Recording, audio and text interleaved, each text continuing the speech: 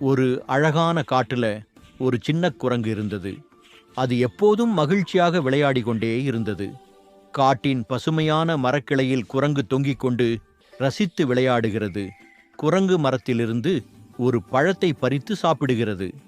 அப்போது அந்த வழியாக சோர்வுடன் நடந்து வரும் மானை பார்த்து, குரங்கு, நீ மிகவும் சோர்வாக இருப்பது போல் உள்ளது, அதனால் இந்த பழத்தை சாப்பிடு என்று கொடுத்தது.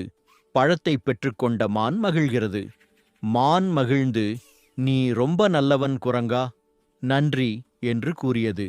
அதற்கு குரங்கு சொன்னது, நண்பன் என்றால் உதவனும். நான் உன் நண்பனாக இருக்க விரும்புகிறேன். இனிமேல் நீயும் நானும் நல்ல நண்பர்கள் என்று கூறியது. குரங்கும் மானும் நண்பர்களாக சிரித்துப் போகின்றன. காட்டில் இருவரும் சேர்ந்து மகிழ்ச்சியாக ஓடி விளையாடுகின்றன.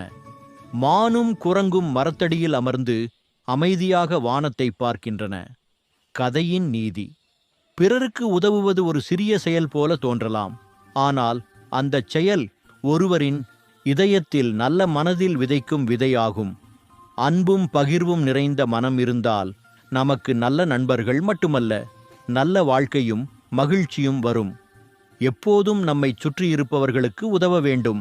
அதுவே உண்மையான நேர்மை, நல்ல மனம், நட்பு ஆகியவற்றின் அடையாளம்.